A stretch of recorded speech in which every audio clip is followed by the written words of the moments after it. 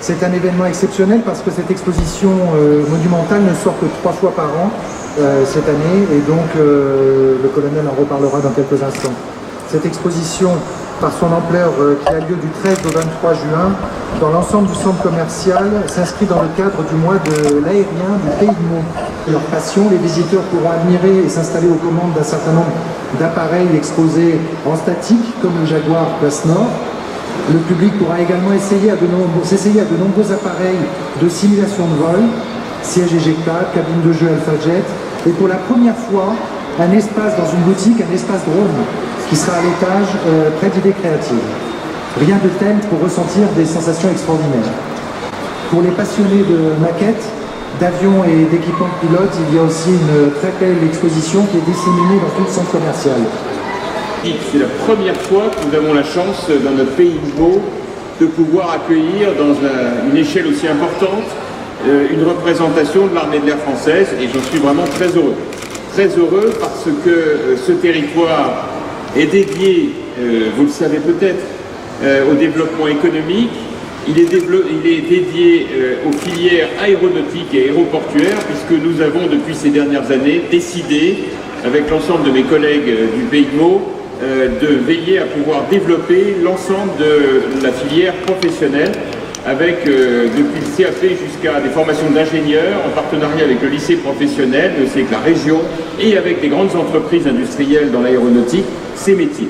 Dans la galerie, on ne peut pas faire venir tous nos avions dans la galerie, mais on n'a pas fait atterrir, on a acheminé un avion de l'armée de l'air qui fait partie du patrimoine de l'armée de l'air, qui est le Jaguar. Le Jaguar, c'est un avion, le Jaguar, c'est une histoire dans l'armée de l'air, mais le Jaguar, c'est avant tout un moteur. Alors on parlait de l'excellence française et cette exception culturelle qu'on a comme pour la gastronomie, comme pour le luxe. L'industrie aéronautique, c'est vraiment une exception culturelle. Une fois n'est pas coutume, le Jaguar est une coopération franco-britannique dans les années 60 avec le général de Gaulle.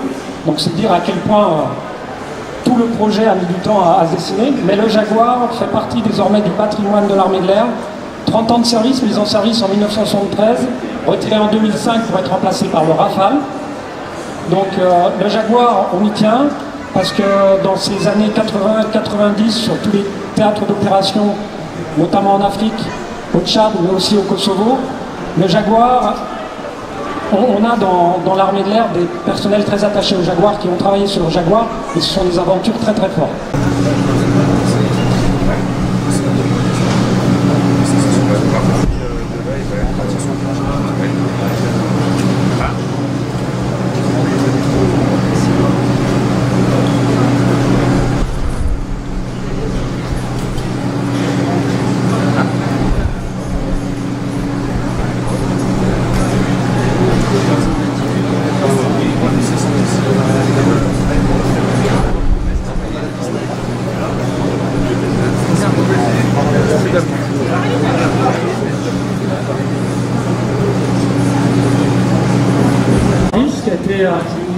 Qui a fait son retrait des services en juillet 2014. Et là, on invite le public, c'est ce qu'on voit actuellement. Quand je vous dis que c'est interactif, on lui fait découvrir l'environnement du Mirage F1. C'est là où on voit toutes les 3 tests du cockpit, toute l'instrumentation de bord. Vous pouvez vous avancer, parce que vous allez voir ce qu'est en train de réaliser le public qui est présent dans le cockpit. Donc on a couplé les commandes, donc c'est très étroit. Déjà, c'est un univers très étroit. On a couplé les commandes, que ce soit le palonnier, la poignée de gaz, le manche, avec un logiciel l'aéroplane. Qui nous permet de se dire, il va être dans son vol, on est dans les Alpes, c'est vrai, les délicats, il y a les décollages, il y a un instructeur à côté, une navigation, on va passer dans des justement dans les Alpes, il y a tous les éléments qui permettent de savoir connaître la navigation. Et après, il fait la deuxième phase délicate qui est l'atterrissage. Décollage atterrissage, on va voir tout à l'heure dans le simulateur, comment je vous dis très bien. Il y a accompagné justement quelqu'un qui travaille, qui est radariste au centre de détection à Narbonne, de David. Dans le simulateur, là on se retrouve toujours devant une pointe d'avion de chasse, un Mirage F1. Mais là, c'est pas du tout la même chose. Le décollage a été effectué, mais l'atterrissage ne va pas se faire. Donc qu'est-ce qui se passe? Ça arrive très rarement, je rassure tout le monde. On a des mécaniciens avions, un pilote ne part pas sans avoir fait le tour de son avion. Avec tous les mécaniciens, ce qu'on appelle un avion plein de vol, entre guillemets. Mais si, en cours de navigation, le pilote a regardé toutes les procédures, s'il y a des pannes, s'il ne peut pas remédier à ces pannes, on garantit la survie du pilote. Donc là, ben voilà, tout le monde sourit, même les jeunes hommes, ils sourient, mais j'ai jamais vu de pilote de l'armée de l'air sourire lors d'une éjection, je vous le dis. Donc là, on veut reproduire le mécanisme d'éjection. Pour bien montrer que la survie du pilote, elle est essentielle.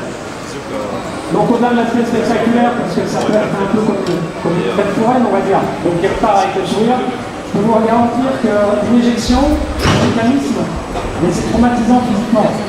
C'est 18 fois le poids de son corps, c'est tout un mécanisme, on a des spécialistes pour ça. Quand on parle de mécanicien à demande, on a le savoir-faire. Ouais, ça n'a pas beaucoup de secret, hein. On a enlevé les deux ailes, on a le fuselage, mais donc c'est un petit peu de transport et politique.